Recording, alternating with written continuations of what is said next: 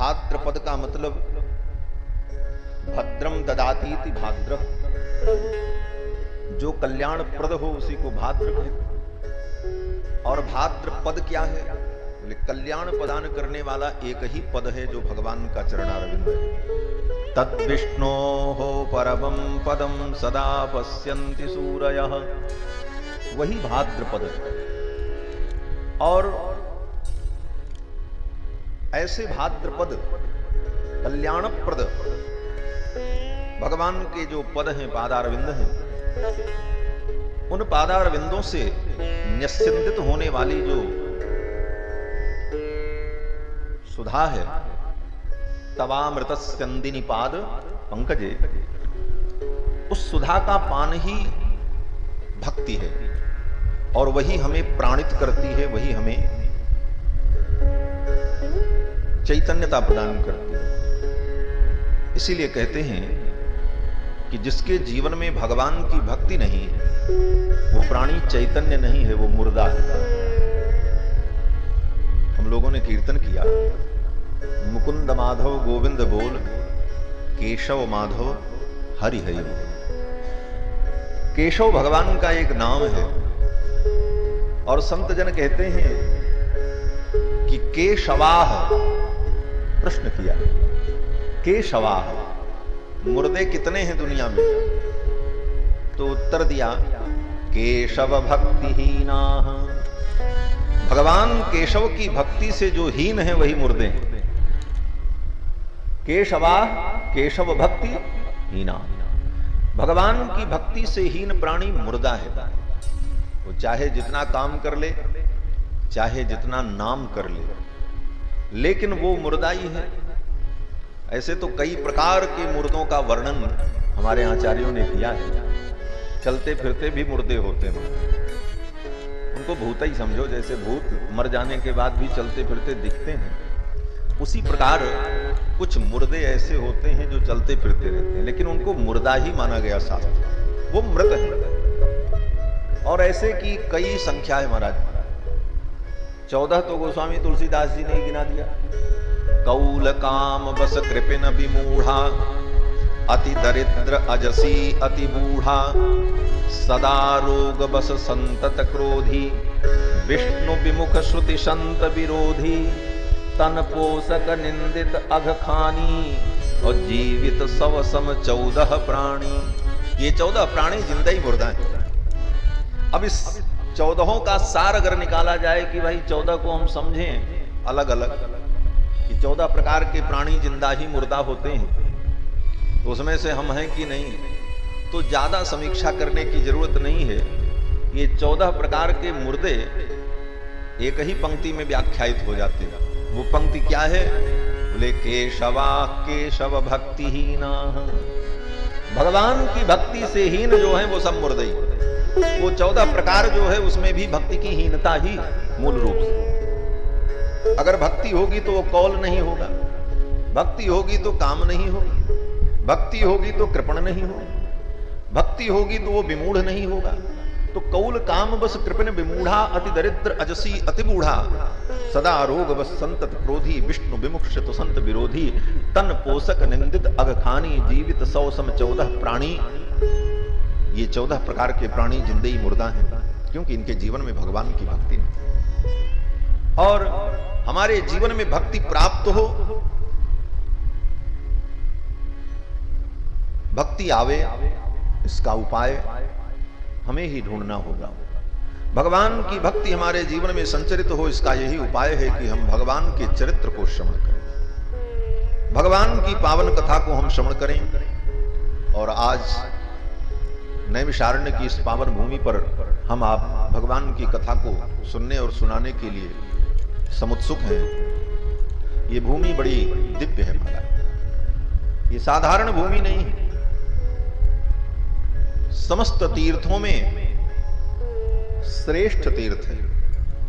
गोस्वामी तुलसीदास जी महाराज लिखते हैं कि तीर्थ बर नैमिष विख्यात,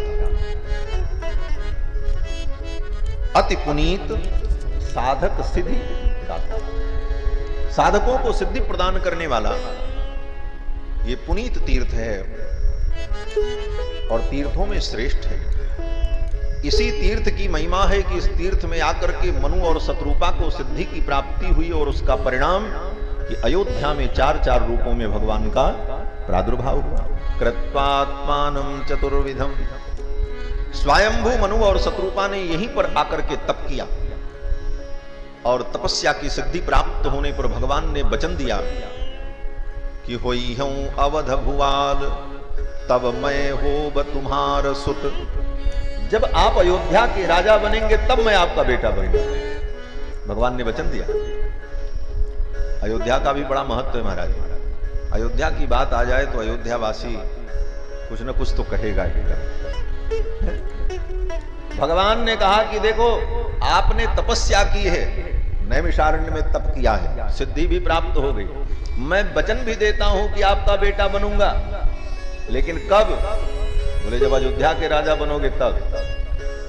दिल्ली के राजा बनो, दौलताबाद के राजा बनो, तब हम आपके बेटा नहीं बनेंगे। अयोध्या के राजा में ये गुण है, जो अयोध्या का राजा बनेगा, ऐसे राजा को भगवान भी अपना बाप बनाना चाहते हैं। ये अयोध्या की राजा। पितरम रोचयामास तदा दशरथम नृपम, महर्षि वाल्मीकि कहते हैं कि पिता बनाने के लिए भगवान ने रुचि अपनी पहले ही व्यक्त कर दी। वह्यों अवध भुवाल, जब आप अयोध्या के राजा बनेंगे तब मैं आपका बेटा बनूंगा, ये मेरी भी शर्त होगी, तो पहले आप अयोध्या के राजा बनिए। तो ये पावन भूमि, जिस भूमि पर स्वयंभू मनु और शत्रुपा को भगवान ने पुत्र रूप में प्राप्त होने का वचन दिया, और स्वयंभू मनु शत्रुपा को अयोध्या में भगवान का दर्शन तो बाद में हुआ, पहले यही दर्शन हुआ। दूसरी बात, ये पवित्र तीर्थ नैमिषारण्य, ये कथा की भूमि है। यहां की भूमि ने जितनी कथा सुनी है, दुनिया की किसी भूमि ने इतनी कथा नहीं सुनी। श्री सूत जी महाराज ने 18 पुराण की कथा यहां सुनाई। सारी कथाओं की शुरुआत यहीं से हुई। ये कथा की भूमि। सबसे छोटी कथा जो 1 घंटे में हो जाती है, श्री सत्यनारायण भगवान की कथा, उसका भी वर्णन यहीं से होता है। एकदा नैमिषारण्ये ऋषयः सौनकादयः। नैमिषारण्य से ही सत्यनारायण कथा का विस्तार। श्रीमद् भागवत महापुराण में तो आपने सुना ही है, भागवत से कोई अपरिचित नहीं है। वर्तमान समय में श्रीमद् भागवत महापुराण की कथा से सभी परिचित हैं, क्योंकि वर्तमान समय में सर्वत्र कथाओं का अनुष्ठान होता रहता है। तो भागवत की कथा भी सूत जी महाराज ने नैमिषारण्य में सुनाई, और भी पुराणों की कथा। श्री राम कथा भी लव और कुश ने इसी पावन भूमि में सुनाई। भगवान श्री राम का यहीं पर अश्वमेध यज्ञ चल रहा था। यहीं पास में एक घाट है जिसका नाम अश्वमेध घाट है, गोमती के तट पर। उसका नाम अश्वमेध घाट इसीलिए है कि यहीं पर राम जी ने अश्वमेध यज्ञ किया था। ऐसे तो राम जी ने अनेक अश्वमेध यज्ञ किए। कोटिन बाज मेध प्रभु कीने। कोटि का अर्थ करोड़ होता है। करोड़ों अश्वमेध यज्ञ राम जी ने किया, ऐसा पंक्ति का अर्थ हो जाता है।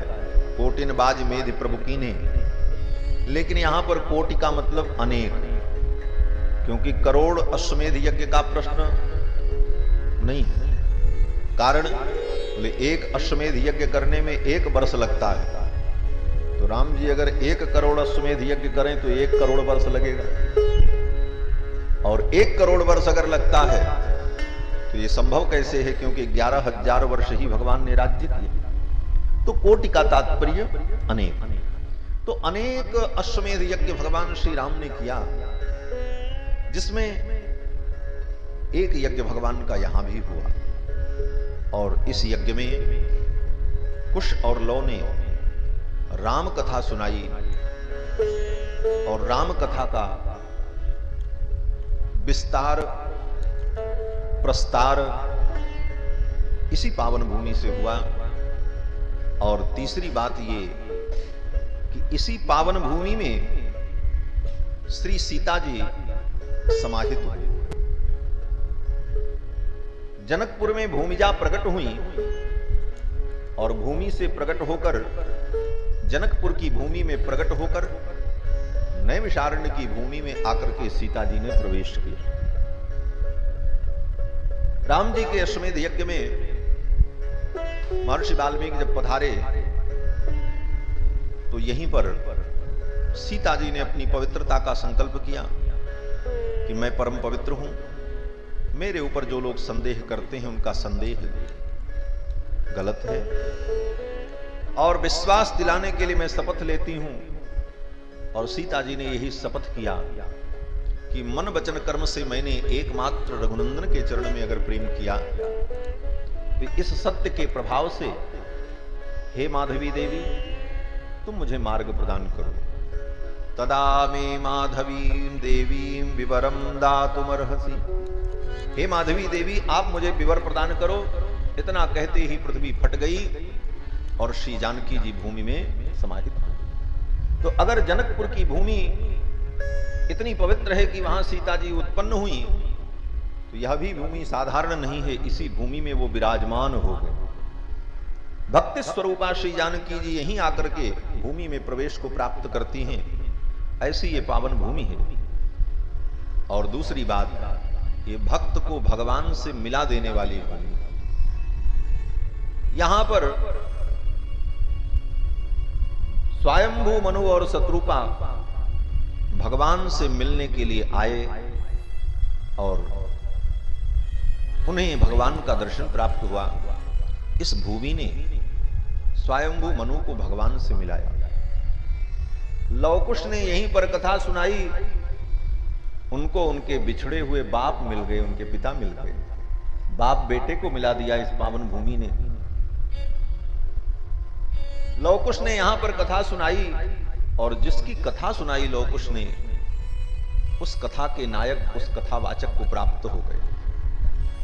इस भाव को सोचकर कभी कभी मन में होता है कि भले लवकुश जैसी योग्यता हमारे अंदर न हो, लेकिन धंधा तो वही हम भी कर रहे हैं।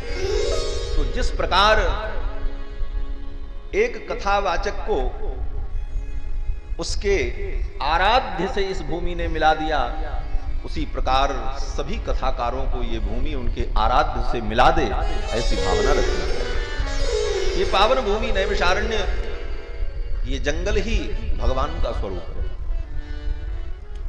और अष्ट वैकुंठ में एक वैकुंठ भी है। पृथ्वी पर 8 वैकुंठ का वर्णन है, जिसमें 4 दक्षिण में है और 4 उत्तर भारत में। उन 8 वैकुंठों में एक वैकुंठ है नैमिषारण्य। नैमिषारण्य, मुक्तिनारायण, बद्रीनाथ और पुष्कर, ये 4 उत्तर भारत के वैकुंठ हैं। और दक्षिण में श्रीरंगम, श्रीमुष्टम, तोताद्रि और वेंकटाद्रि, ये 8 अष्टभू वैकुंठ हैं। उन अष्टभू वैकुंठों में एक वैकुंठ नैमिषारण्य। और यहां पर भगवान अरण्य के रूप में, अन्य तीर्थों में तो भगवान के भिन्न भिन्न रूप हैं। अयोध्या में भगवान रघुनंदन के रूप में, और अन्य ग्रंथों का प्रमाण लिया जाए तो सरयू जी के रूप में। वृंदावन में ठाकुर कन्हैया कृष्ण रूप में, नंद नंदन के रूप में। मुक्ति नारायण में पहाड़ के रूप में, शालिग्राम के रूप में।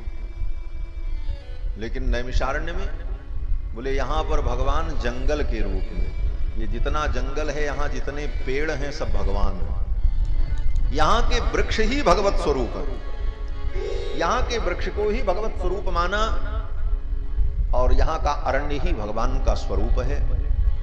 तो ऐसी पावन भूमि में, ऐसी पवित्र भूमि में, नैमिषारण्य में कृष्ण जन्माष्टमी के पावन अवसर पर श्रीमद् भागवत महापुराण की कथा श्रवण करने के लिए हम सभी लोग समुत्सुक हैं। ये भगवान की महती कृपा है।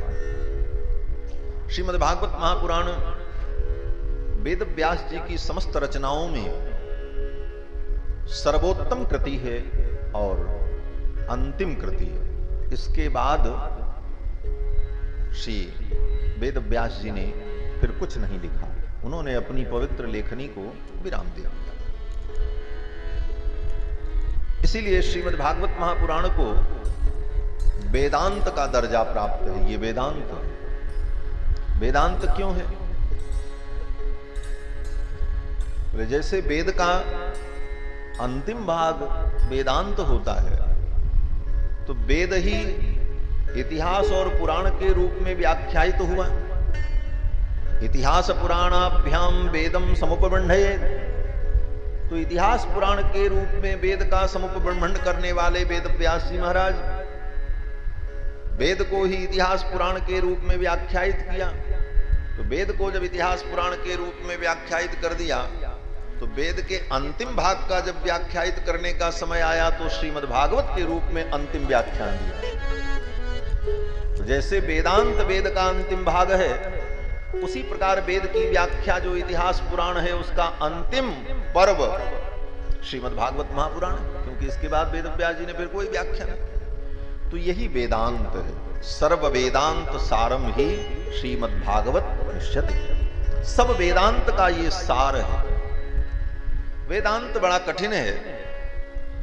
वेदांत की बड़ी बड़ी कोटियां हैं, वो वेदांती जानते हैं। भले वेदांत कोई पढ़ ले परिश्रम करके, लेकिन वेदांत बड़े देर से समझ में आता है।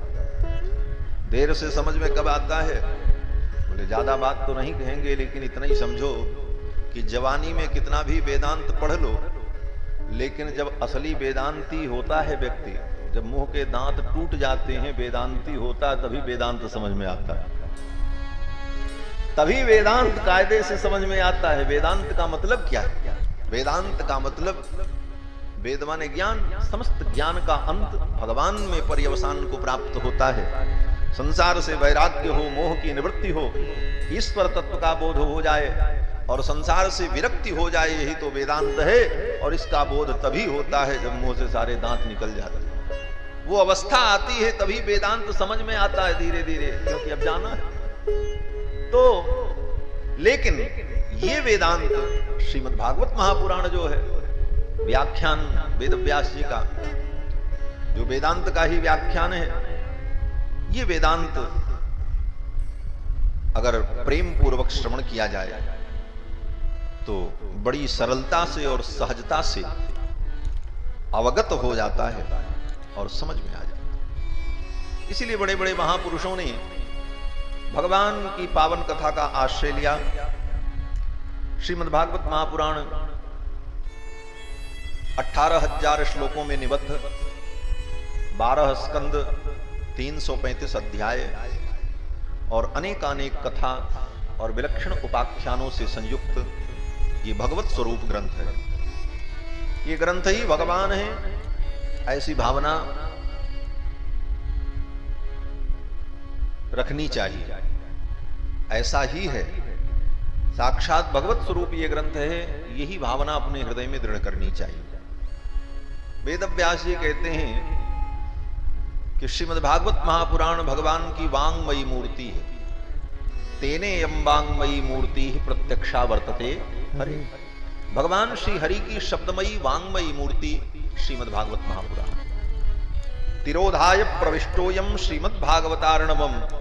भगवान श्री कृष्ण ने जब अपनी ज्योति को तिरोहित किया, तो श्रीमद् भागवत महापुराण में ही अपने तेज को प्रतिष्ठित कर लिया। श्रीमद् भागवत महापुराण साक्षात भगवान श्री कृष्ण का स्वरूप और वेदांत का सार और भक्ति का प्रतिपादन करने वाला, परम धर्म का प्रतिपादन करने वाला ये ग्रंथ। परम धर्म क्या है? बोले अन्य पुराणों में, स्मृतियों में जो धर्म का निरूपण है वो धर्म है, और उन समस्त धर्मों का जो फल है वही परम धर्म है। और समस्त धर्मों का फल क्या है? बोले समस्त धर्मों का फल भगवान के चरणों की भक्ति है। धर्मस्वनिष्ठित पुंसाम विश्वक्सेन कथासु यः नोत्पादयेद् यदि रतिम श्रम एव हि केवलम। वेद व्यास जी कहते हैं कि खूब धर्मानुष्ठान कर लो, यज्ञ यागादि तप तीर्थादि सारे अनुष्ठान जीवन में करो, लेकिन भगवान के चरणों की भक्ति नहीं आई, भगवान की कथा से प्रेम नहीं हुआ, भगवान की कथा तुम्हें अच्छी नहीं लगती, भगवान की कथा सुनने का मन नहीं करता, तो समझ लेना कि तुम्हारा जितना धर्म कर्म है सब व्यर्थ हो गया, उसका कोई परिणाम नहीं हुआ। तुमने केवल श्रम किया। नोत्पादयेद यदि रतिम, भगवान की कथा में अगर रति उत्पन्न नहीं हुई तो श्रम एव ही केवलम, तुमने केवल परिश्रम किया, बस उसका वास्तविक फल नहीं मिला। तो समस्त धर्म कर्म जो हैं उसका जो फल है भगवान के चरणों की भक्ति, भगवान की कथा में अनुराग, और यही परम धर्म है। इसी को परम धर्म के रूप में अनुभव किया। आज से लगभग 5100 कुछ वर्ष पूर्व इसी पावन धरा पर 88,000 शौनकादि मुनि एकत्रित हुए और उन मुनियों ने परम पौराणिक श्री सूत जी महाराज से जिज्ञासा की और उनकी जिज्ञासा का उत्तर देते हुए श्री सूत जी महाराज ने श्रीमद् भागवत महापुराण की कथा सुनाई। श्रीमद् भागवत महापुराण की महिमा का वर्णन करते हुए श्री वेदव्यास जी महाराज कहते हैं, सबसे पहले भगवान को प्रणाम किया वेदव्यास जी ने। सच्चिदानंद रूपाय विश्वोत्पत्त्यादि हेतवे तापत्रय विनाशाय श्री कृष्णाय वयं नुमः। सच्चिदानंद रूपाय, भगवान जो सच्चिदानंद स्वरूप हैं उनको मैं प्रणाम करता हूं। सच्चिदानंद रूपाय, सतचित आनंद ही जिनका स्वरूप है। स्वरूप और रूप में अंतर होता है। रूप तो अनेक हो सकते हैं लेकिन स्वरूप एक ही होता है। भगवान के रूप अनेक हैं। कितने रूप में भगवान प्रकट हो जाएं, कितने रूप उनके हैं भी, और उनका स्वरूप, बोले स्वरूप तो सच्चिदानंद है, सतचित आनंद। इसीलिए अनेक रूप रूपाय विष्णवे प्रभ विष्णवे। अनेक रूप में होते हुए भी स्वरूप से भगवान सच्चिदानंद है। सच्चिदानंद रूपाय, सतचित आनंद जिनका स्वरूप है।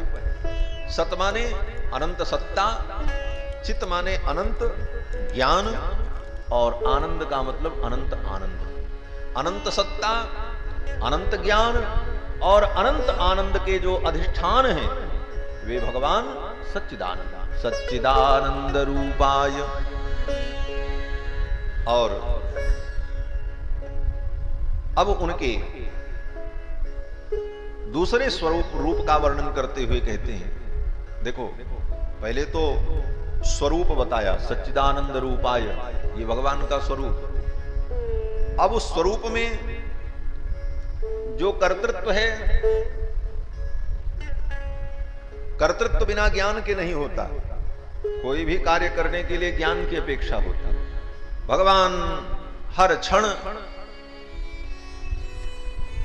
अनंत अनंत ब्रह्मांड के अनंत अनंत जीवों के, अनंत अनंत जन्मों के, अनंत अनंत कर्मों को, उन अनंत अनंत कर्मों के अनंत अनंत फल को प्रतिक्षण प्रत्यक्ष अनुभव करते रहते हैं। यही भगवान का विलक्षण ज्ञान है। और वे भगवान समस्त सृष्टि के उत्पत्ति पालन और संहार के हेतु हैं। विश्वोत्पत्त्यादि हेतु, यही हेतु वेदांत में कहा गया। वेदांत में भी ब्रह्म का निरूपण करते हुए वेदव्यास जी ने कहा जन्माद्यस्य यतः। यही सूत्र ब्रह्म सूत्र में दूसरा सूत्र है। जब ब्रह्म की जिज्ञासा हुई कि ब्रह्म कौन, अथातो ब्रह्म जिज्ञासा, तो दूसरे सूत्र में वेदव्यास जी ने उत्तर दिया जन्माद्यस्य यतः, जिससे संपूर्ण सृष्टि की उत्पत्ति पालन संहार होता है। वे कारणभूत तत्व जो हैं वही ब्रह्म है। तो वेदांत के इस दूसरे सूत्र से ही श्रीमद्भागवत महापुराण भी प्रारंभ होता है। जन्माद्यस्य यतोऽन्वयादितरतश्चार्थेष्वभिज्ञस्वराट् तो जन्माद्यस्य यतः, यही विश्वोत्पत्त्यादि हेतवे, संपूर्ण विश्व की उत्पत्ति और पालन के जो हेतु हैं, और वे भगवान केवल सृष्टि के पालन संहार के हेतु मात्र ही नहीं है, अपितु वे भक्त वत्सल हैं, करुणा वरुणालय हैं, और वे अपने भक्तों के दुख में दुखी होकर, देखो भगवान का कोई दुख नहीं है, लेकिन भगवान अपने भक्तों के दुख से ही दुखी होते हैं और भक्तों के सुख से ही सुखी होते हैं। जब भक्तों के दुख को देखकर भगवान से रहा नहीं जाता, तो भगवान उन भक्तों के दुख को दूर कर देते। तापत्रय विनाशा, यही भगवान का वात्सल्य है। हमारे आचार्यों ने कहा है, कल ही मैं क्षमा षोडशी का अनुसंधान कर रहा था अयोध्या में। हम थे हमारे दिव्यांश वेदांती जी, माधव स्वामी जी। तो क्षमा षोडशी में श्री पराशर भट्टर स्वामी जी महाराज अनुभव करते हैं कि हे प्रभु, भाव मैं कहूंगा जो वहां पर आचार्य चरण ने कहा कि हे प्रभु, मैं बहुत बड़ा पापी हूं, ये मैं स्वीकार करता हूं, और उन पापों का दंड मुझे मिलेगा, परिपाक के रूप में उन पापों का भोग मुझे भोगना पड़ेगा, मैं वो भी भोगने को तैयार हूं, मुझे आपत्ति नहीं है, क्योंकि आज मेरे लिए कुछ नया नहीं है। अभूतपूर्वम मम भाव किम वा, जो यामुनाचार्य स्वामी जी कहते हैं कि अभूतपूर्वम मम भाव किम वा सर्वम सहे में सहजम ही दुखम, कोई ऐसा पाप नहीं है जो पाप हमने न किया हो। क्यों बोले, जितने प्रकार के पाप हैं कभी न कभी हम लोगों ने जरूर किया है, क्योंकि अनंत काल से सृष्टि में जन्म ले रहे हैं, पैदा हो रहे हैं, मर रहे हैं। तो अनंत काल से जन्म पाकर, मरकर, फिर पैदा होकर कितने कर्म किए, उन कर्मों में कोई ऐसा पाप कर्म बाकी नहीं होगा जो हमने आपने न किया हो, क्योंकि पाप ही करते रहे आज तक। अच्छा किए होते तो फिर संसार में क्यों रहते, भगवान के चरणों में जाते। इसका मतलब अनेक जन्मों में हमने जो पाप किया और उन पापों का परिणाम भी भोगते रहे। अभूतपूर्वम मम भाव किम वा सर्वम सहे में, उन सब पापों के परिणाम को भी हमने सहा। तो अब पाप के परिणाम दुख को सहन करने की आदत पड़ गई है हर आत्मा को, हमको, आपको। कोई भी दुख आवे व्यक्ति झेल लेता है, चाहे रो के चाहे गा करके। ज्यादा होगा तो मर जाएगा, फिर जन्म लेगा, आत्मा थोड़ी मरेगी, लेकिन भोग तो लेता है।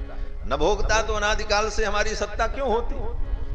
तो हमारे आचार्य कहते हैं कि भाई पाप हमने अनेक जन्मों में किया और उन पापों का परिणाम भी भोगा, आगे भी भोग लेंगे। लेकिन हे प्रभु, जब हम पाप भोगेंगे, मेरे पापों का परिपाक होगा, तो जब मैं तड़प तड़प करके अपने पाप को भोगूंगा, तो मेरी उस दशा को देख करके आपके हृदय में पीड़ा होगा, क्योंकि आप अत्यंत दयालु हो, आपको बड़ी पीड़ा होगी, और मैं नहीं चाहता कि आपको पीड़ा हो, क्योंकि आपकी पीड़ा मुझसे नहीं देखी जाएगी। तो भगवान ने कहा, कहना क्या चाहते हो? भक्त बड़े चतुर होते हैं। भक्त ने कहा, महाराज यही कहना चाहते हैं कि आपको पीड़ा न हो, इसलिए मेरे पापों को आप क्षमा कर दीजिए। आप क्षमा कर दीजिए मुझे, क्योंकि इन पापों को मैं अगर भोगूंगा तो मेरी यातना को देखकर, मेरी पीड़ा को देख करके आपका हृदय पीड़ित होगा, और आपको पीड़ा हो इसकी मुझे चिंता है, मुझे अपने पीड़ा की चिंता, क्योंकि हम तो अनेक काल से भोगते चले आए। तो ये भगवान की भक्त वत्सलता है। इसीलिए कहते हैं तापत्रय विनाशाय, भगवान अपने भक्तों के दुख को देखकर उनके तापत्रय को, दैहिक दैविक भौतिक ताप को मिटा देने वाले हैं। तापत्रय विनाशाय, ऐसे भगवान। बोले अभी तक नाम नहीं लिया भगवान का, ऐसे भगवान कौन? सच्चिदानंद रूपाय, विश्वोत्पत्त्यादि हेतवे, तापत्रय विनाशाय। बोले ये सब विशेषताएं बताई गई भगवान की। अब इन विशेषताओं से विशिष्ट विशिष्टाद्वैत तत्व कौन है? बोले वो विशिष्टाद्वैत तत्व कौन है? कोई कहता महाराज ब्रह्म परमात्मा निर्गुण है, कोई कहता सगुण है, कोई कहता है सूर्य ब्रह्म है, कोई कहता है वरुण ब्रह्म है, कोई कहता शिव ब्रह्म है, कोई कहता शक्ति ब्रह्म है। वेदव्यास जी कहते हैं सच्चिदानंद स्वरूप, विश्व की उत्पत्ति और पालन के हेतु और तीनों प्रकार के तापों को दूर कर देने वाले जो परब्रह्म परमात्मा हैं वो श्री कृष्ण हैं। श्री कृष्णाय वयं नमः। ये ब्रह्म का निर्णय हो गया। ब्रह्म कौन है? ब्रह्म तत्व के विषय में अगर किसी को विचिकित्सा हो, विप्रतिपत्ति हो, किसी प्रकार की आपत्ति हो, तो उस आपत्ति का इस श्लोक ने निराकरण कर दिया। ब्रह्म के विषय में संदेह त्याग दो, ब्रह्म तो कृष्ण है। निर्णय हो गया। वेदांत पढ़ने की जरूरत नहीं। बहुत वेदांत में जाकर के वो सब समीक्षा जो की गई, उन समीक्षाओं को पढ़ने की जरूरत नहीं। एक ही बार में वेदव्यास जी ने कह दिया वो ब्रह्म परमात्मा श्री कृष्ण है, और वो कृष्ण स्त्री से युक्त है। ऐसे कृष्ण को हम प्रणाम करते हैं। बोले केवल कृष्ण को प्रणाम करते हैं? बोले केवल कृष्ण को नहीं, राधा जी के सहित कृष्ण को प्रणाम करते हैं। स्त्री तत्व के बिना अगर परमात्मा तत्व की उपासना की जाए, प्रणाम भी किया जाए, ध्यान भी किया जाए, तो वह प्राणी पातकी होता है। कहते हैं गौर तेजो विनायस्तु श्याम तेजस समर्चयेत जपेद वा ध्यायते वापि स भवेत पातकी शिवे। श्याम तेज को केवल प्रणाम करें, श्याम तेज का ध्यान करें। गौर तेज जो श्री जी हैं, राधा रानी, श्री रुक्मिणी, श्री जानकी जी, श्री लक्ष्मी जी, इन गौर तेज को छोड़कर केवल श्याम तेज, श्याम तत्व की हम वंदना आराधना करें, तो भगवान शंकर कहते हैं देवी वो व्यक्ति पातकी है, वो पापी है। इसको पाप की कोटि में कहा। तो बिना श्री जी के भगवान की आराधना अधूरी। साथ में श्री जी भी हो। तो वेदव्यास जी कहते हैं श्री जी के सहित मैं कृष्ण को प्रणाम कर रहा हूं। श्री कृष्णाय वयं नमः। श्री जी के सहित कृष्ण को हम प्रणाम करते हैं। बोले प्रणाम तो आपने किया श्री जी को, लेकिन सब श्री को प्रणाम आपने नहीं किया। क्यों? बोले कृष्णावतार में श्री की तो लाइन लगी है, रामावतार में तो एक श्री जी हैं, सीता जी। तो श्री सीता रामचंद्र भगवान की जय, इतना कह दो काम चल जाएगा। क्योंकि श्री जी एक रूप में है, सीता जी के रूप में। श्री सीता रामचंद्र भगवान की जय। श्री सीता रामचंद्राभ्याम नमः। श्री सीता रामाय नमः। नारायण स्वरूप में भी लक्ष्मी जी हैं। ज्यादा हो तो भाई श्री भूनीला समेत पर ब्रह्मणे नमः। लेकिन कृष्णावतार में तो श्री जी के कितने रूप हैं। राधा, रुक्मिणी, सत्यभामा, नागनजिति, मित्रबिंदा, सत्या, भद्रा, लक्ष्मणा, और उसके बाद 16,108। उसके बाद बोले वृंदावन की कितनी गोपियां, वो सब श्री का ही स्वरूप है। बोले तो इतनी श्री, अब कृष्ण को कैसे प्रणाम करें, बड़ी समस्या। सब श्री को साथ में जोड़ें तो श्री श्री श्री श्री श्री श्री करते करते तो पूरा दिन बीत जाए, तब भी कृष्ण का नाम नहीं आएगा। तब कैसे कहेंगे कृष्णाय नमः? बोले इसका समाधान हमारे वैयाकरणों ने कर दिया। व्याकरण के विद्वानों ने कहा जब एक ही समान शब्द अनेक शब्द आ जाएं तो उसमें एक शेष कर देना चाहिए। है? क्या गुरुजी? है? एक शेष हो जाता है।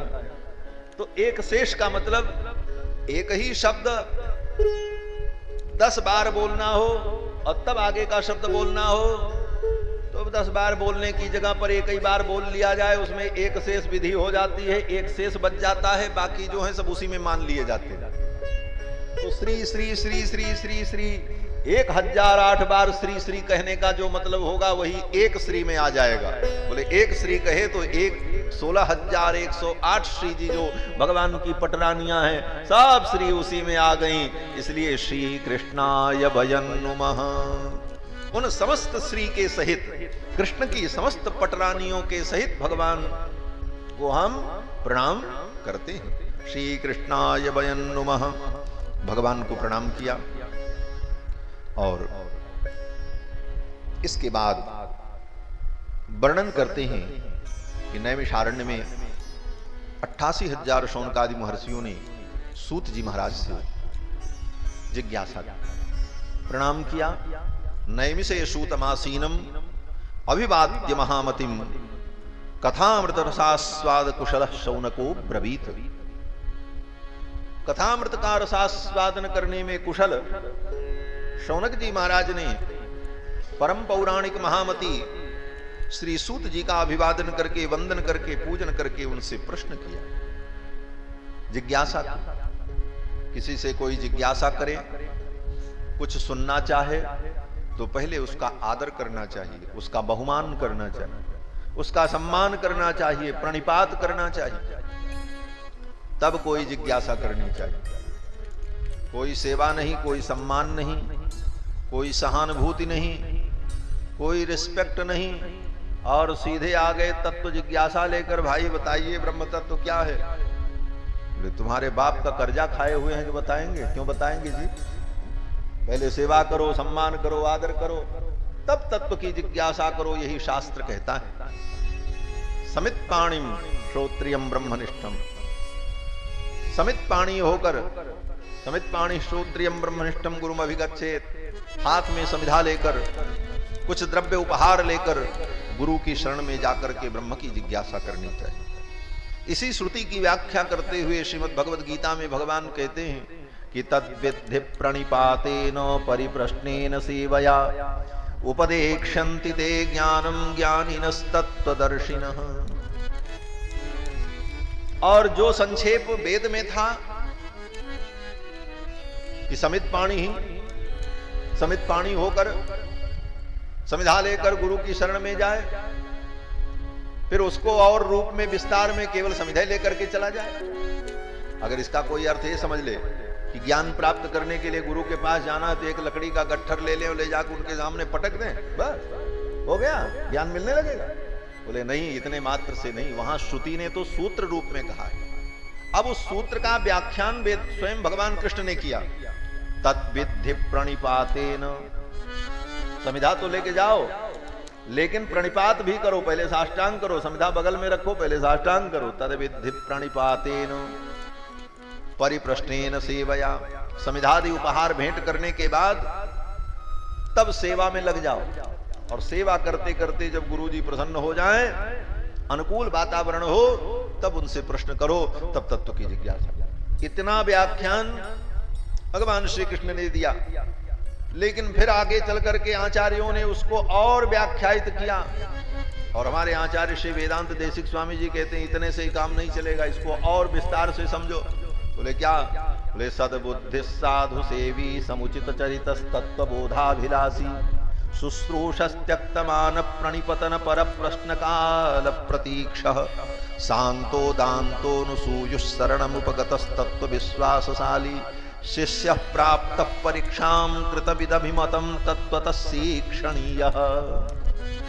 अब वो सूत्र वहां पर केवल समित पाणी के रूप में, गीता में आकर के प्रणिपात और प्रश्नकाल प्रतीक्षा के रूप में, और फिर अब उसका विस्तार से जब व्याख्यान आचार्यों ने किया तो उसमें 14 बिंदु व्याख्यायित किए गए।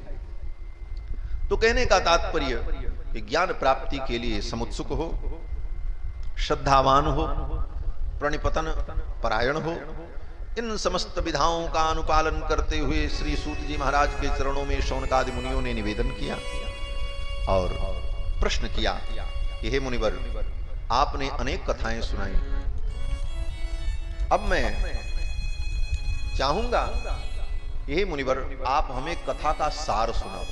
कथा का सार क्या है?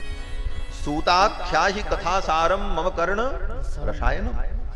ऐसी कथा हो जो मेरे कानों के माध्यम से हृदय में जाए और रसायन का काम करे। रसायन बोले तो औषधि, जो हमारे अंदर के रोग को निवृत्त कर दे। कौन सा रोग? बोले माया मोह निरासश्च, माया मोहादि के जो विकार हैं उनका निराश हो जाए, ऐसी कथा आप सुनाओ। और कैसी कथा? बोले जिस कथा को सुनकर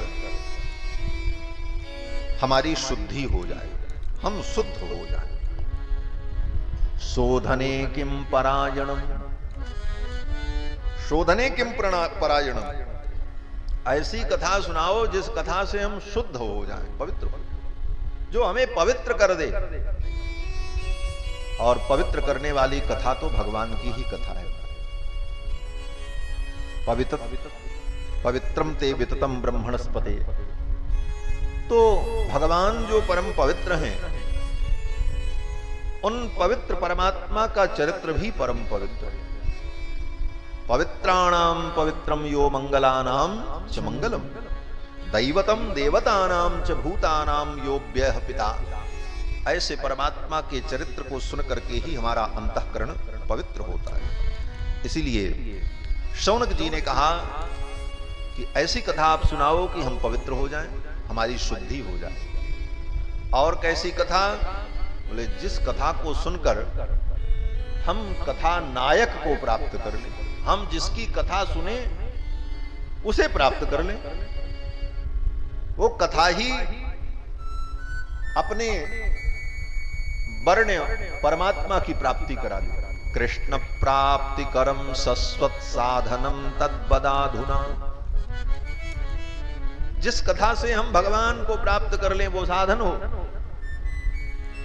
और इतना कहने के बाद शौनकादि मुनियों ने सूत जी का सम्मान किया, बहुमान किया और कहा, हे भगवान, आप ज्ञानी हैं, आपके चरणों में आकर के हमें विश्वास है कि कृष्ण कथा ही नहीं मिलेगी, कृष्ण ही प्राप्त हो जाएंगे हमें। बोले कैसे? तो शौनक जी ने कहा, स्वर्ग की चिंतामणि अगर मिल जाए तो वो लोक सुख दे सकती है। चिंतामणिर लोक सुखम। स्वर्ग की चिंतामणि लोक का सुख दे सकती है। सुरद्रुह स्वर्ग संपदम। स्वर्ग का कल्प वृक्ष अगर मिल जाए तो वो क्या देगा? बोले स्वर्ग की संपदा दे सकता है। लेकिन आप जैसे महापुरुष संत मिल जाएं तो वो क्या दे सकते हैं? बोले प्रयच्छति गुरु प्रीतो वैकुंठम योगी दुर्लभम। अगर आचार्य प्रसन्न हो जाएं, आप जैसे महापुरुष कृपा कर दें तो योगियों को भी जो दुर्लभ है, क्या बोले? वैकुंठ। योगियों को भी जो दुर्लभ है वैकुंठ। वैकुंठ माने वैकुंठ लोक, और वैकुंठ माने भगवान। वैकुंठ माने भगवान भी, भगवान का भी नाम वैकुंठ है। विकुंठा देवी के पुत्र बनकर के भगवान प्रकट हुए, इसलिए भगवान का नाम वैकुंठ। जैसे देवकी के पुत्र होने के कारण भगवान देवकी नंदन, कौशल्या के पुत्र होने के कारण कौशल्या कुमार, उसी प्रकार विकुंठा नाम की देवी के गर्भ से भगवान का प्रादुर्भाव हुआ, इसलिए भगवान का नाम वैकुंठ। वैकुंठ भी भगवान का नाम।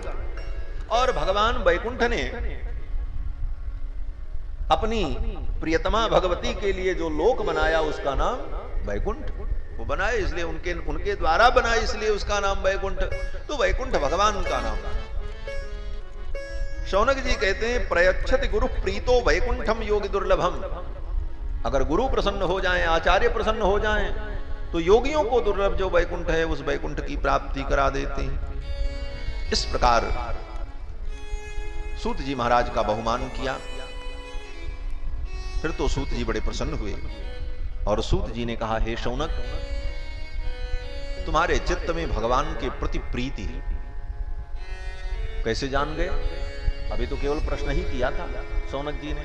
शौनक जी ने यही कहा, ऐसी कथा सुनाओ कि हमारी शुद्धि हो जाए, ऐसी कथा जो कृष्ण की प्राप्ति करा दे, माया मोह का निराश हो जाए और हम धन्य हो जाए। बस इतना ही तो शौनक जी ने कहा। लेकिन सूत जी जान गए। सूत जी ने कहा, मैं जान गया तुम्हारे हृदय में भगवान की प्रीति। बोलने वाले के शब्द से उसके हृदय के भाव का अनुभव हो जाता है। आपके हृदय में क्या है, आप कितना भी छिपाओ, लेकिन वो सामने वाला व्यक्ति, अगर आप थोड़ा भी बोले, कुछ भी व्यवहार किया, तो निश्चित रूप से सामने वाले को अनुभव हो जाता है। कहते हैं ना, खैर खून खांसी खुशी, बैर प्रीति मदपान, ये रोके से ना रुके जाने सकल जहां। तो साधारण आदमी भी जान जाता है। और यहां तो सूत जी ज्ञानी है, इनसे कैसे छिपा रह सकता है? तो सूत जी कहते हैं, हे शौनक, तुम्हारे हृदय में भगवान के प्रति जो प्रीति है उसे मैंने देख लिया। प्रीति शौनक चित्ते ते यतो वच्मि विचार्य च, इसलिए मैं तुम्हें भगवान की कथा सुनाऊंगा क्योंकि तुम्हारे हृदय में भगवान के प्रति प्रीति। हमारे पूज्य स्वामी जी महाराज कहा करते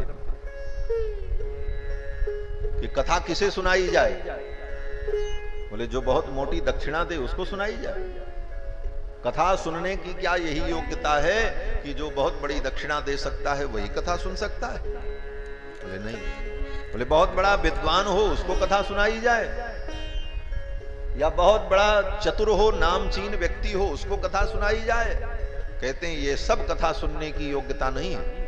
कथा सुनने की योग्यता क्या है श्रोता की? बोले उसके हृदय में प्रीति होनी चाहिए।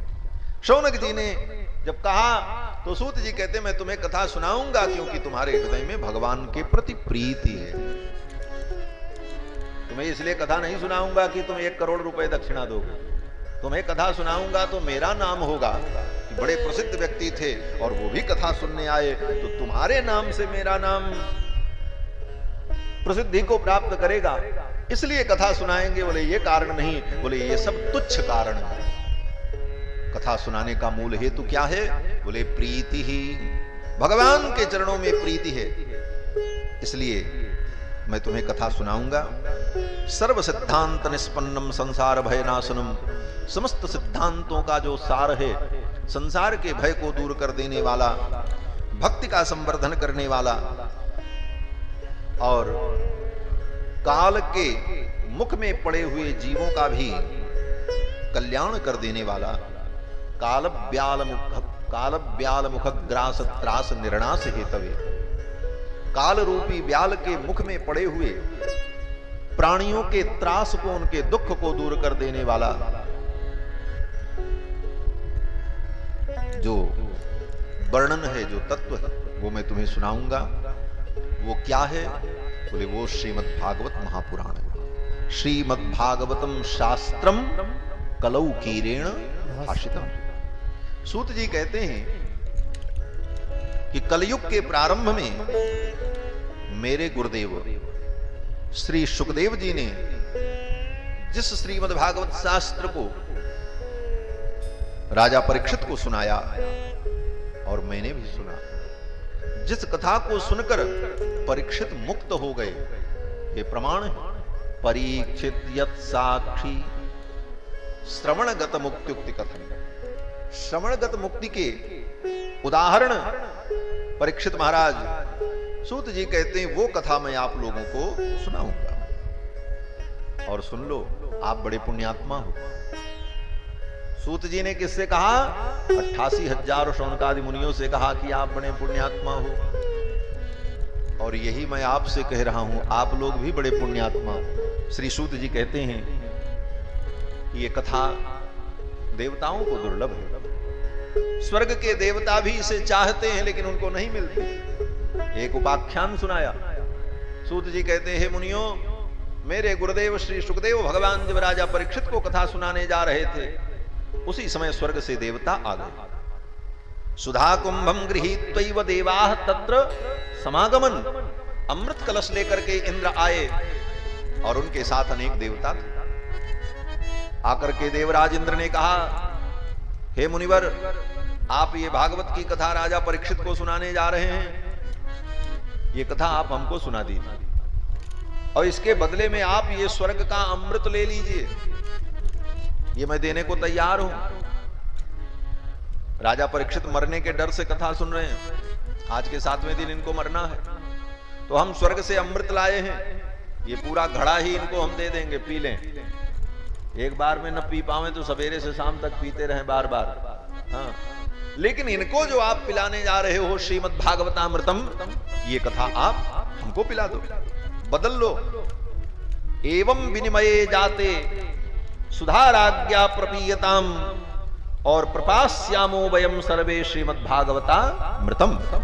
इंद्र ने कहा, देवताओं ने कहा कि ऐसा विनिमय हो जाने पर राजा अमृत पी लेंगे और हम लोग कथामृत पी लेंगे।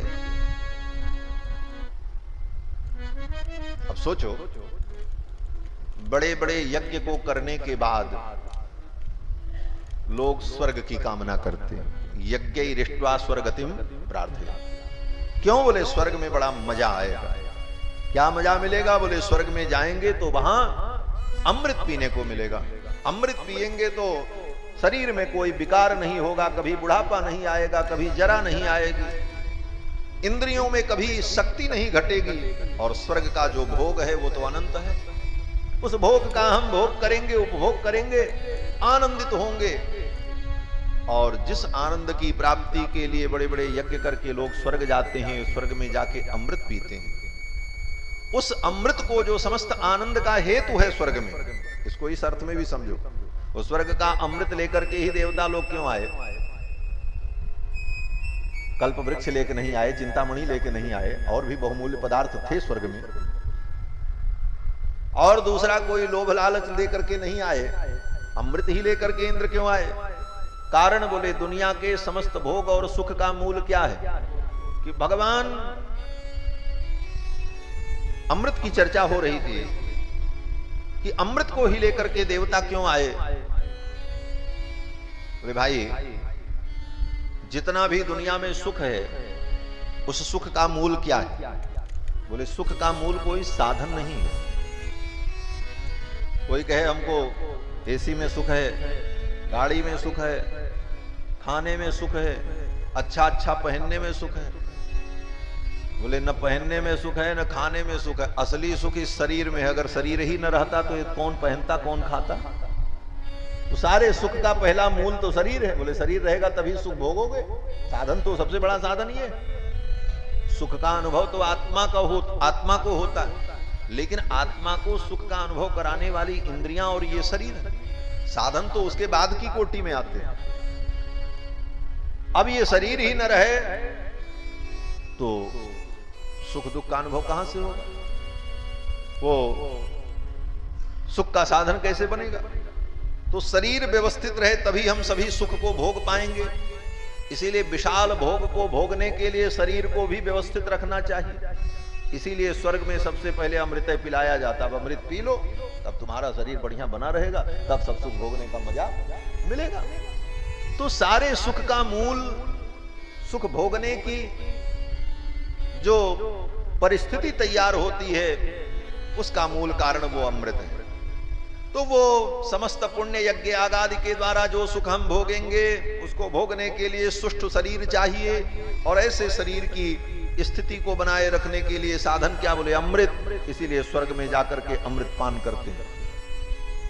वह अमृत अब ला करके इंद्र सुखदेव के चरणों में अर्पित कर रहे हैं। बोले ये ले लो, और इसके बदले में हमको अब वो वाला अमृत दे दो। इसका मतलब बोले उस स्वर्ग के अमृत से भी ज्यादा विशिष्ट कोई अमृत अगर है तो वो कृष्ण कथा अमृत है। वो भगवान की कथा है। वो कथा, उस कथा को, उस कृष्ण कथामृत को अगर पी लोगे तो इस अमृत को पीने के बाद तो शरीर नष्ट होगा। कुछ दिन भले शरीर से सुख भोग लो, लेकिन कृष्ण कथामृत को अगर पी लिया तो ऐसा दिव्य शरीर प्राप्त हो जाएगा जो कभी नष्ट नहीं होगा। वो दिव्य शरीर क्या होगा? बोले वो पांच भौतिक नहीं होगा, वो पंचोपनिषदमय होगा। पंचोपनिषदमय शरीर, दिव्य शरीर। और उस दिव्य शरीर को प्राप्त करके वैकुंठ में रहकर अनंत काल तक जीवात्मा अनंत आनंद प्राप्त करेगा। इसलिए कृष्ण कथामृत स्वर्ग के अमृत से भी श्रेष्ठ। इंद्र ने कहा ये अमृत ले लो, इसके बदले में कृष्ण कथामृत मिलेगा। सुखदेव जी महाराज ने इंद्र को देखा और विचार किया। बोले कथा तो इनको दे सकते हैं, और कथा के बदले में स्वर्ग का अमृत भी देने आए, लेकिन इनके अंदर भगवान के प्रति प्रीति नहीं है, इसलिए इनको कथा नहीं सुनानी चाहिए। यही बात मैंने कही कि कथा सुनने की सबसे बड़ी योग्यता यह है कि भगवान के चरणों में हमारी प्रीति हो। और वो प्रीति, वो योग्यता उन देवताओं में सुखदेव जी ने नहीं देखी। इसीलिए स्पष्ट लिख दिया, अभक्तास्ताश्च विज्ञाय।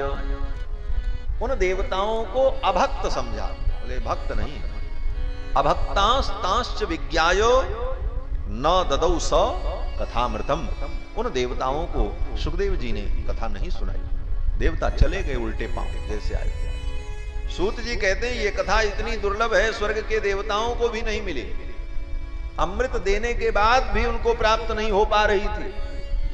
लेकिन मृत्युलोक के प्राणी धन्य हैं जिनको ये कथा बड़ी सरलता से और सुलभता से मिल जाती है, बड़ी सहजता से प्राप्त हो जाती है। फिर भी हम इसका महत्व नहीं समझ पाते, हम इसकी महिमा को नहीं समझ पाते।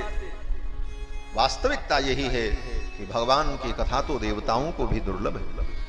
सत्यलोके तुलाम बद्धा तोलयत साधनान्यजः।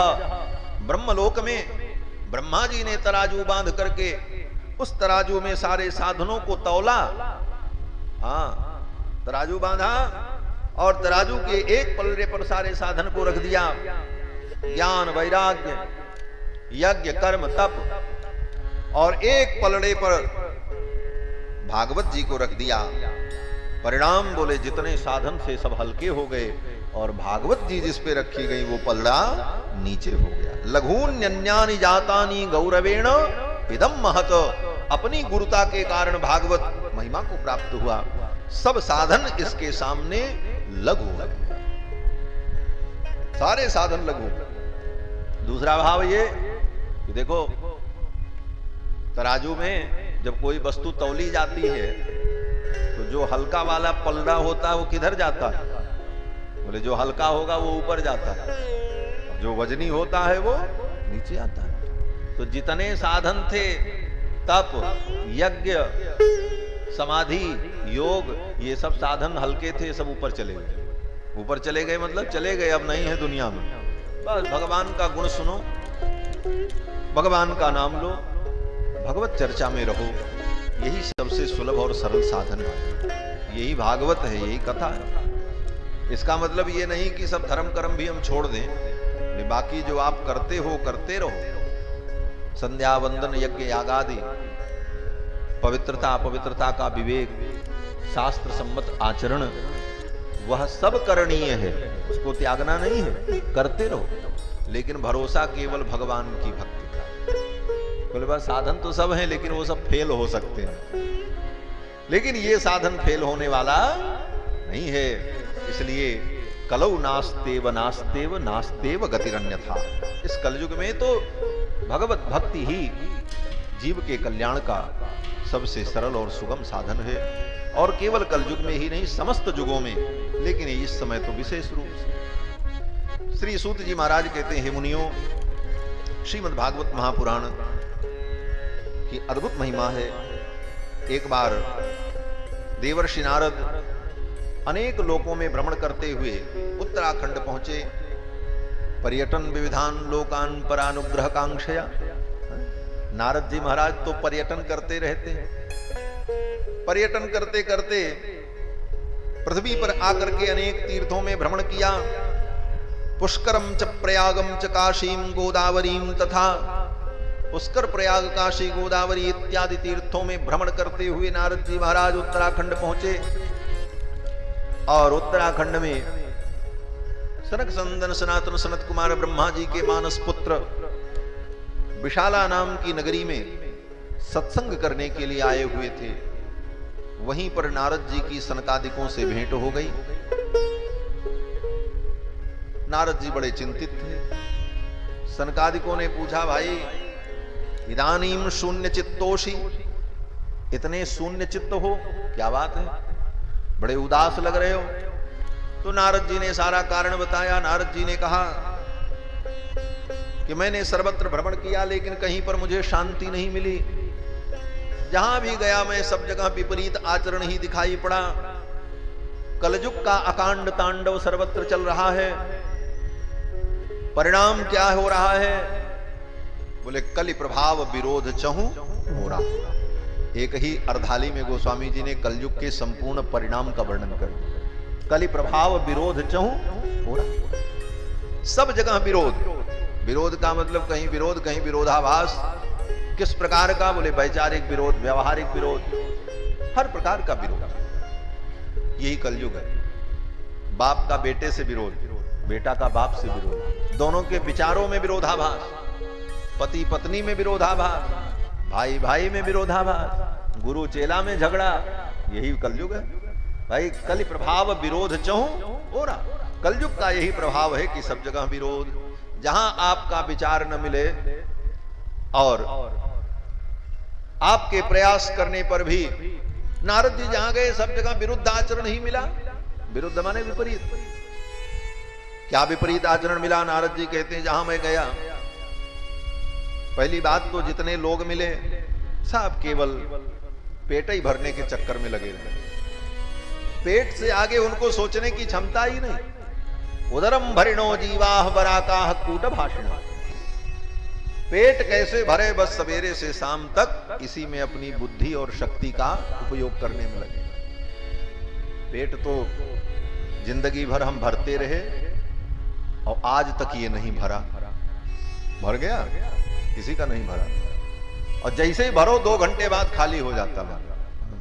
2 घंटे भी ये शांति से नहीं रहता।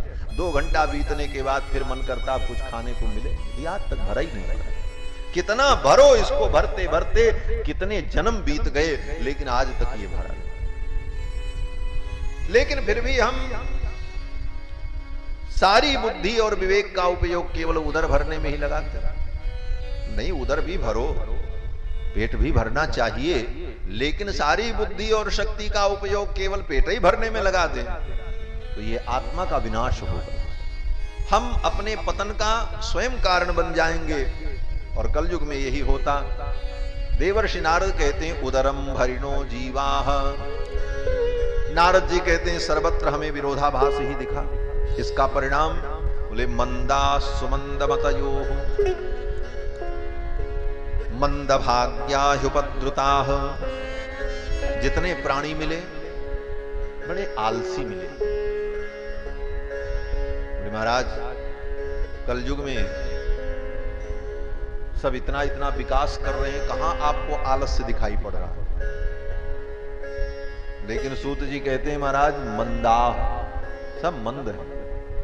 वे और काम में तो बड़े तेज हैं, लेकिन आत्म कल्याण के मार्ग में मंद है। मंदाह, बड़े आलसी। और दूसरा काम करना हो, मुकदमा लड़ना हो, कोर्ट कचहरी करना हो, और कोई दूसरी बात हो तो आदमी तुरंत दौड़ पड़ता है, सारे साधन मिल जाते हैं, सारी सुविधा जुट जाती है और उसमें सक्रियता से भाग लेता है। लेकिन धर्म का कार्य हो, आत्म कल्याण का कार्य हो तो उसमें उतनी सक्रियता नहीं कर पाता। वहीं पर उसको सारी बचत दिखाई पड़ती है, वहीं पर वो सारी अपनी बुद्धि का सदुपयोग करके बचने का प्रयास करता है। कारण बोले भगवत कार्य में, आत्म कल्याण के मार्ग में व्यक्ति मंद हो गया, आलसी हो गया। मंदा सुमंद मतयो, और मति भी मंद हो गई। मंद भाग्या, और उनका भाग्य भी मंद हो गया। और ऊपर से अनेक प्रकार की विपरीत परिस्थितियां, पाखंड निरता संतो विरक्ता सपरिग्रहा, और चारों तरफ पाखंड का ही प्रचार, कहने के लिए विरक्त और परिग्रह से युक्त। ऐसी विपरीत बातें सर्वत्र देखने को मिली। नारद जी ने कहा कलयुग के इस प्रभाव को देखकर मैं बड़ा दुखी हुआ। घूमते घूमते मैं वृंदावन पहुंचा तो वृंदावन में एक स्त्री युवती जमुना के तट पर रो रही थी। उसके अगल बगल 2 वृद्ध पुरुष पड़े थे। अनेक स्त्रियां उसकी सेवा कर रही थी। मैंने सोचा कोई होगी, मैं तो जा रहा था, लेकिन उस स्त्री ने मुझे देखा और उस स्त्री ने कहा हे महात्मन रुक जाओ, मेरे दुख को दूर करो। भो भो साधो क्षणम तिष्ठ, हे साधु एक क्षण रुक जाओ। मत चिंता मपि नाशय, मेरी चिंता का नाश करो। क्यों? बोले चिंता की नाश की जिम्मेदारी क्या साधु ने ले रखी? तो भक्ति महारानी कहती हैं कि साधुओं का दर्शन समस्त प्रकार के दुख को दूर करने वाला है। हे महात्मन आप मेरे दुख को दूर करो। नारद जी ने पूछा देवी आप कौन हो? का सित्वम का विमौ, आप कौन हो? आपके अगल बगल पड़े ये पुरुष कौन हैं? तो उस स्त्री ने अपना परिचय दिया। उस स्त्री ने कहा, हे मुनिवर, मैं भक्ति हूं और ये मेरे पुत्र हैं ज्ञान वैराग्य, जो बूढ़े हैं, पड़े हैं, और ये स्त्रियां जो मेरी सेवा कर रही हैं, ये भारत की पवित्र नदियां, गंगा, जमुना, सरस्वती, गोदावरी, कावेरी, कृष्णवेणा, तापी, पयोष्णी, ये सब पवित्र नदियां हैं। नारद जी ने कहा, आप भक्ति हो? भक्ति महारानी ने कहा, हाँ। नारद जी तो बड़े प्रसन्न हुए। जिस भक्ति को मैं ढूंढ रहा हूं वह भक्ति मूर्तिमती होकर के यहां प्रकट है। नारद जी तो प्रसन्न हो गए। बोले, देवी आप दुखी क्यों हो? तो भक्ति महारानी ने कहा, ये मेरे पुत्र ज्ञान वैराग्य अस्वस्थ हो गए, असमर्थ हो गए, अचेत हो गए, इसीलिए मैं दुखी हूं, इनको आप ठीक करो। नारद जी ने पूछा, कहां से आई हो? तो भक्ति महारानी ने परिचय दिया कि मैं द्रविड़ देश से आई हूं। दक्षिण देश में मेरा जन्म हुआ, कर्नाटक में बड़ी हुई, महाराष्ट्र में मेरा कहीं कहीं प्रचार हुआ, और गुजरात में आकर के मैं जीर्ण हो गई। फिर गुजरात से चल करके मैं जब वृंदावन में आई तो वृंदावनम पुनः प्राप्य नवीनेव स्वरूपिणी, वृंदावन में आकर के मैं नवीन हो गई, लेकिन मेरे ये पुत्र ज्ञान वैराग्य अभी भी अचेत पड़े, और यही मेरे दुख का कारण है। आप मेरे पुत्र ज्ञान वैराग्य को स्वस्थ कर दो। भक्ति महारानी ने कहा, इसके साथ साथ आप मेरे 2 प्रश्नों का समाधान भी कर दो। नारद जी ने कहा, क्या प्रश्न है? भक्ति महारानी ने कहा, एक प्रश्न तो यह है कि सारे दुख का मूल ये जो कलयुग है, ये जब राजा परीक्षित के सामने आया था, परीक्षित इसको मारने जा रहे थे, तो परीक्षित ने इसको छोड़ क्यों दिया? मार दिया होता, मार देते तो काम खत्म हो जाता, न कलयुग रहता, न कोई समस्या होती। और दूसरा प्रश्न कि चलो परीक्षित ने छोड़ दिया कलयुग को, लेकिन भगवान तो सर्वज्ञ हैं और भगवान सर्वसमर्थ हैं, भगवान सब कुछ जानते हैं, तो भगवान ये कलयुग के अन्याय को, इसके अधर्म को कैसे सहन करते हैं? भगवान इसका कोई उपाय क्यों नहीं करते? भगवान चाहे तो क्या संभव? कथम परीक्षिता राजा स्थापितो ह्यशुचि कलिहि, और करुणा पारेण हरिणा प्यधर्म कथम ईक्षते। इस कलयुग के अधर्म को भगवान हरि कैसे सहन करते हैं? इन दोनों प्रश्नों का आप उत्तर दे दो। तो नारद जी ने कहा, देवी पहले मैं आपके प्रश्न का उत्तर ही दे देता हूं। नारद जी ने कहा, देखो, राजा परीक्षित ने जो कलयुग को छोड़ दिया, उसका कारण यह है कि कलयुग में दोष तो बहुत है, लेकिन कलयुग में एक गुण भी है, और उस गुण के कारण राजा परीक्षित ने कलयुग को छोड़ दिया। क्या गुण है? कलयुग का गुण यह है कि जो सतयुग में तपस्या और समाधि से फल प्राप्त होता है, त्रेता युग में बड़े बड़े यज्ञ करने पर जो फल मिलता है, द्वापर में भगवान की पूजा और ध्यान से जो फल मिलता है, कलयुग में केवल भगवान का नाम लेने से, राम राम कहने से वो फल मिल जाता है। ये सबसे बड़ी विशेषता है। और कलयुग में, बोले कलयुग में एक सबसे बड़ी विशेषता ये है कि अन्य युगों में आप अगर मन से पाप कर दो तो पाप लग जाए। मन में आपने पाप सोच लिया तो पाप लग जाएगा, लेकिन कलयुग में, बोले कलयुग में मन से आप पाप सोचो तो पाप नहीं लगेगा, लेकिन मन से अगर आप पुण्य की कल्पना करो, कोई पुण्य संकल्प करो तो वो हो जाएगा। ये कलयुग की विशेषता है। और अन्य युगों में हजारों वर्ष तक अनुष्ठान आदि करने का जो फल है वो कलिकाल में अल्प समय में ही प्राप्त हो जाता है, सीमित संसाधनों में ही प्राप्त हो जाता है। इन सारी विशेषताओं को देखते हुए राजा परीक्षित ने कलयुग को छोड़ दिया। कलयुग का सबसे बड़ा प्रताप यही है। वैसे तो कलयुग की बड़ी निंदा की गई, कलयुग जैसा कोई युग नहीं, और सबने निंदा की। गोस्वामी जी ने कम निंदा की। गोस्वामी जी ने जब कलयुग का वर्णन किया तो क्या क्या कहा कि कल युग में सन्यासी कैसे होंगे, साधु कैसे होंगे, स्त्री कैसी होगी, राजा कैसे होंगे, सब बता दिया, सब मनमाने होंगे। लेकिन इतना सब कह करके अंत में यही कहा, गोस्वामी जी को भी कहना पड़ा कि कलयुग समयुग आन नहीं। नारद जी महाराज ने जो ज्ञान वैराग्य भक्ति के पुत्र, उनके कान में जाकर के नारद जी जोर जोर से पाठ करने लगे। उपनिषद सुनाया, वेद सुनाया, ब्रह्म सूत्र सुनाया, गीता सुनाई, फिर भी वो ज्ञान वैराग्य नहीं उठे। कान के पास मुख ले जाकर मुखम संयोज्य कर्णांते शब्दमुच्चैः समुच्चरन्, कान के पास अपना मुख ले जाकर के देवर्षि नारद ने जोर से ज्ञान के कान में कहा, ज्ञान प्रबुध्यताम्, अरे ज्ञान उठ जाओ, शीघ्रम रे वैराग्य प्रबुध्यताम्, अरे वैराग्य उठ जाओ। न ज्ञान उठा न वैराग्य उठा, दोनों पड़े रहे। कान में चिल्लाने पर भी जब नहीं उठे,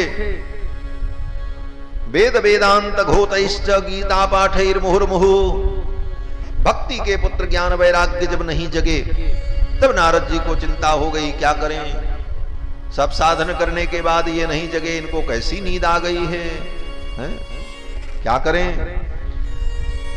उसी समय आकाशवाणी हुई, और आकाशवाणी में व्योम वाणी तदैवा भूमि, उसी समय आकाशवाणी हुई और आकाशवाणी में शब्द सुनाई पड़ा कि हे मुनिवर, आपका परिश्रम निष्फल नहीं होगा, ज्ञान वैराग्य ठीक हो जाएंगे, लेकिन इसके लिए आपको सत्कर्म करना होगा। नारद जी पूछना चाहते थे कौन सा सत्कर्म करें, तब तक वाणी बंद हो गई। अब क्या करें, अब किसी से पूछें भाई कौन सा सत्कर्म करें। नारद जी सत्कर्म की परिभाषा जानने के लिए चले, बड़े बड़े ऋषि मुनियों से पूछा, सब मौन हो गए। किसी ने कहा, नारद जी आपके प्रश्न का कोई उत्तर नहीं, असाध्यम केचन प्रोचुः। कुछ लोगों ने कहा कि देवर्षि आपका जो प्रश्न है ये असाध्य है, सत्कर्म क्या है इसकी कोई परिभाषा तय कर पाना बड़ा कठिन है, असाध्य। किसी ने कहा साध्य तो है लेकिन बहुत कठिन है, दुर्गेयम। और कुछ लोग तो ऐसे थे जो चुप हो गए। नारद जी जब आए तो सब जान गए नारद जी ऐसा प्रश्न लेकर के आ रहे हैं, इसका उत्तर है नहीं, तो मूकी भूताः, चुप हो गए। नारद जी ने कहा मेरे प्रश्न का उत्तर दो, इतने दिन से तपस्या कर रहे हो, ज्ञानी हो, विद्वान हो, और बड़ी बड़ी डिग्रियां तुम्हारे पास हैं, 8-8 विषय से आचार्य हो, लब्ध स्वर्ण पदक हो, पीएचडी डीलिट की सब डिग्री है, अब बताओ इसका समाधान, कौन सा हम सत्कर्म करें कि ज्ञान वैराग्य ठीक हो जाएं, हैं?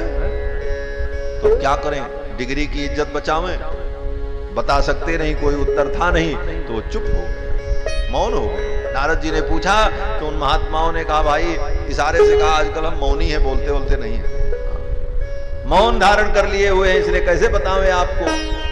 मुंह की भूताः, मौन हो गए। कुछ ऐसे थे जो नारद जी के जाने पर रास्ता ही छोड़ करके भाग गए कि अंतस्तु पलायिता, पलायित हो गए। नारद जी ऐसा प्रश्न लेकर के आ रहे हैं, इनके प्रश्न का तो कोई उत्तर ही नहीं। ऐसा ही हुआ। इसके बाद कहते हैं कि नारद जी अपने प्रश्न का उत्तर ढूंढने के लिए व्याकुल थे, कौन सा मैं सत्कर्म करूं कि ज्ञान वैराग्य ठीक हो जाएं। और इसी उत्तर को ढूंढने के लिए उत्तराखंड चले गए। उत्तराखंड में उत्तर मिल गया। ऐसे तो उत्तर दिशा में जो भूमि है उसका नाम उत्तराखंड, लेकिन जहां पर नारद जैसे ज्ञानी के प्रश्न का उत्तर मिल गया इसलिए भी उसका नाम उत्तराखंड है। वहीं पर नारद जी को उत्तर मिला। जब पहुंचे तो सनकादिक मिल गए।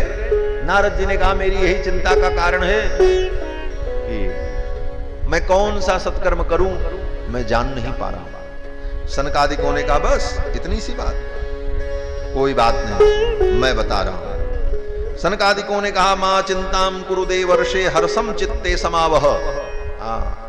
नारद जी के कहते ही, प्रश्न करते ही सनकादिकों ने यही कहा, मां चिंताम कुरु देवर्षे, हे मुनिवर चिंता मत करो, हर्षम चित्ते समावह, हर्षित हो जाओ, प्रसन्न हो जाओ। नारद जी ने कहा, अभी उत्तर मिला ही नहीं, कैसे प्रसन्न हो जाए? अरे बोले, अब प्रसन्न हो जाओ, समझो कि उत्तर मिल ही गया। क्या उत्तर है? सनकादिकों ने कहा, सत्कर्म सूचको नूनम ज्ञान यज्ञ स्मृतो बुधैहि। ज्ञान यज्ञ ही सबसे बड़ा सत्कर्म है। आकाशवाणी ने जो कहा ज्ञान यज्ञ करो, सत्कर्म करो, तो वो सत्कर्म ज्ञान यज्ञ ही है। नारद जी ने कहा ज्ञान यज्ञ कैसे होता है? सनकादिकों ने कहा ज्ञान यज्ञ करने के लिए कुंड, मंडप, घी, तेल, आग, पानी, लकड़ी, इसकी जरूरत नहीं पड़ती। इस यज्ञ में न पानी की जरूरत है, न लकड़ी की जरूरत है, न आग की जरूरत है, न यज्ञ मंडप की जरूरत है। बोले तब वे श्रीमद्भागवतालापस्सतु गीत शुकादिभिः। श्रीमद्भागवत महापुराण की कथा को सुनना यही ज्ञान यज्ञ है। इस ज्ञान यज्ञ में न घी की जरूरत होती है, न तिल की जरूरत है, न पानी की जरूरत है। यहां तो सुनना सुनाना यही ज्ञान यज्ञ है। बोले तो जब इसमें कोई हवन नहीं, आहुति नहीं, तो इसका नाम यज्ञ कैसे? बोले है भाई, यज्ञ में क्या होता है? बोले एक वेदी बनाई जाती है, प्रधान वेदी होती है। उस प्रधान वेदी पर यज्ञ के प्रधान देवता को स्थापित करके उनका पूजन होता है, षोडशोपचार पूजन होता है। और फिर कुंड में आहुति होती है अनेकानेक पदार्थों की। बोले यहां भी इस यज्ञ में यही होता है। बोले क्या है? बोले अपने हृदय की वेदी पर, अपने हृदय की वेदी पर परमात्मा श्री कृष्ण को विराजमान करो, यही प्रधान देवता है। तुम्हारा कान ही यज्ञ कुंड है, और तुम्हारे कान रूपी यज्ञ कुंड में वक्ता अपने मुख रूपी शुआ के द्वारा भगवान की कथा की आहुति प्रदान करता है। यही ज्ञान यज्ञ है, यही ज्ञान यज्ञ है महाराज। और अपनी भावनाओं की विविध विधाओं के द्वारा, भावनाओं के विविध प्रकार के द्वारा भगवान को भावित करना, यही षोडशोपचार सहस्रोपचार भगवान की पूजा अपने अंतःकरण की वेदिका पर, यही ज्ञान यज्ञ है। श्रीमद्भागवतालापस्सतु गीत शुकादिभिः। सनकादिकों ने कहा कि श्रीमद्भागवत महापुराण की ये कथा ही ज्ञान यज्ञ है, और इसी ज्ञान यज्ञ को ही सत्कर्म कहते हैं, और इसी सत्कर्म से ज्ञान वैराग्य दोनों ठीक हो जाए। नारद जी बड़े प्रसन्न हुए। नारद जी ने कहा ये कथा कहां होगी? तो सनकादिकों ने कहा चलो हम सुना देते। महाराज आप जैसे वक्ता मिल जाएं तो बड़ी अच्छी बात। सनकादिक तैयार हो गए, नारद जी को लेकर के आए। बोले कथा गंगा के तट पर हरिद्वार में, बद्री नारायण से उतर करके नीचे आए हरिद्वार समतल भूमि पर। बद्री नारायण की भूमि बोले वो बहुत ऊंची थी। इसका तात्पर्य, भावात्मक अर्थ ये है कि ज्ञान के बहुत उच्च शिखर पर बैठकर अगर वहां से भगवान की कथा प्रवाहित हो तो वह सबके लिए सुलभ और सुखद नहीं हो पाती। होती तो है, लेकिन वो उतनी सुखद और सुलभ और सरस नहीं होती। जैसे गंगा प्रवाहित तो कैलाश पर्वत से होती, हिमालय से होती, गंगोत्री से निकलती, गंगा वही है। लेकिन वहां से लेकर हरिद्वार तक समतल भूमि तक आने में उनका जो रास्ता है, गंगा तो वही है, शुद्ध भी है, पवित्र भी है, लेकिन सबके उपभोग के योग्य नहीं बन पाते। क्यों? बोले वो जहां प्रवाहित होती हैं वैसी ऐसी विलक्षण घाटियां हैं कि वहां व्यक्ति पहुंच नहीं सकता। उनके तट तक जाना संभव है, गिरे तो कहां जाएगा पता नहीं, रास्ते नहीं है गंगा वही। उसी प्रकार ज्ञान के उच्च शिखर से भगवान की कथा प्रवाहित हो, लेकिन वो सबके लिए सुखद और सुलभ नहीं हो सकती। वो तो श्रोता वक्ता के मानसिक धरातल के पास आकर, श्रोता वक्ता यही दोनों मानो तट, एक तट श्रोता है, एक तट वक्ता, और दोनों तट समान हो, समतल हो, तब जब कथा गंगा प्रवाहित होती है तब ये सबके लिए सुखद और सुलभ हो जाता है। इसीलिए गोस्वामी जी ने कहा श्रोता वक्ता ज्ञान निधि कथा राम के गुण। यही समतलता है। इसीलिए हरिद्वार की समतल भूमि पे आकर के सनकादिकों ने कहा यहां कथा हो। गंगा द्वार समीपे तू तटमानंद नामकम, गंगा द्वार हरिद्वार में आनंद नाम के तट पर कथा का आयोजन हुआ। ये विलक्षणता देखो, कथा कहां हो रही है? बोले हरिद्वार में। ये हरिद्वार क्या है? बोले भगवान का हृदय है। हरिद्वार 7 मोक्षदायिनी पुरियों में हरिद्वार भगवान का हृदय है। मायापुरी पुण्यदा विष्णो पाद अवंतिका गुणमयी मध्य च कांचीपुरी नाभिम द्वारवती तथा च हृदयम मायापुरी पुण्यदा। पुण्य को प्रदान करने वाली मायापुरी हरिद्वार भगवान का हृदय है। तो कथा भगवान के हृदय में हो रही।